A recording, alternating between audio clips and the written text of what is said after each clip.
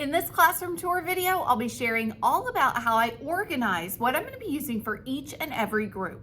So you'll see behind me, I have this magazine file. I want to, if I can do this neatly, take this out. I got this at Walmart. Do you see how the front end of this is a little bigger than the back? It's absolutely amazing because we all know that these folders, once we stuff them, they expand. And so this back part is a little wider, or the front of this is wider, so that I can put my folders in there. And they're in order as group 1, group 2, group 3, all throughout the day. Right now I have 9 groups, and so they're just in order.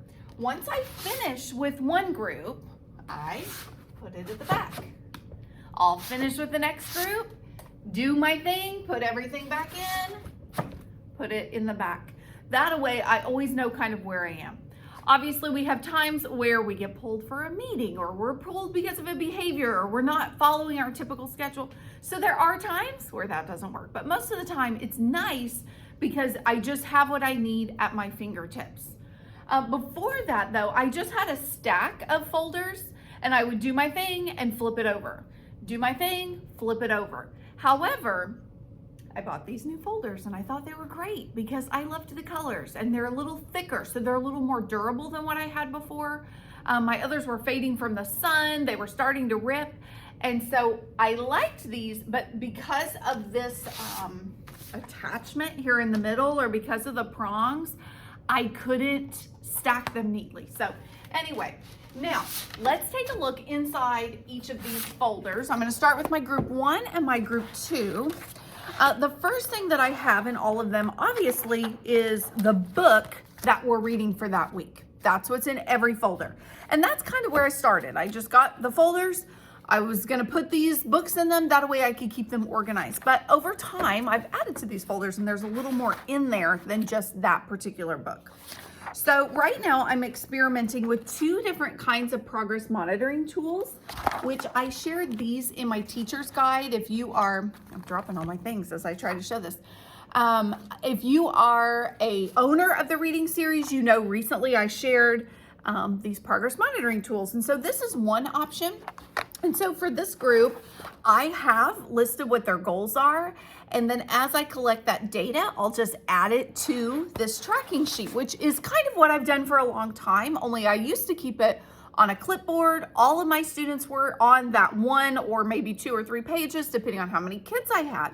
Now I've just been keeping that in the folder. That way, if I'm working with that group and I collect the data, it's right there instead of having to go pull my clipboard. So I'm still kind of experimenting with that. And then the next thing that I have is another experiment. Again, I'm kind of figuring out what I like better. So far, I kind of like the tracking sheet better.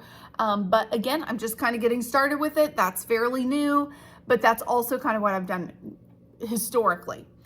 This would allow me to put all of my entire year's worth of data for that particular goal on one page. So in this folder, I have 4 students. So there are 4 individual pages so that I can have a page for each student. I don't know how well you can see that. It's hard to manage holding all those things up. Now, in addition to the progress monitoring and the books, I also have a couple of other things that I keep in each of these folders. And so one is our pounding hands, which I'm going to have a separate video on kind of walking through what we do with that.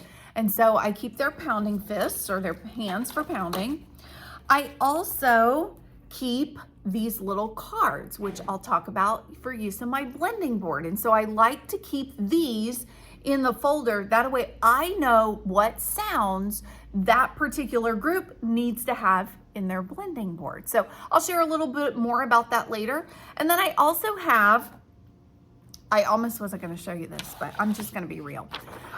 These are my sub-plans for each and every group. And so if you own the reading series or the reading intervention to where you've gotten the teacher's guide, there's a much prettier version of this now, but originally that was what I had.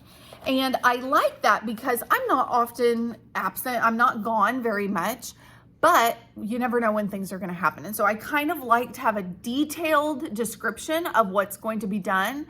That way somebody could walk in if my kids are sick, or this year, actually, my daughter had to have her appendix removed. And so that was a surprise.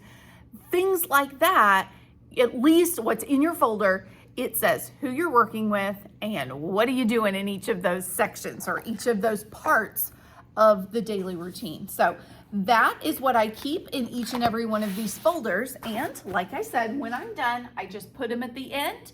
And then at the end of the day, I make sure that group number 1 is back, or if it has been a weird day where, hey, group number 3, I didn't get to see them because I was pulled for, this or that, that's okay. I just get it back in the correct order. That way, it's ready for the next day.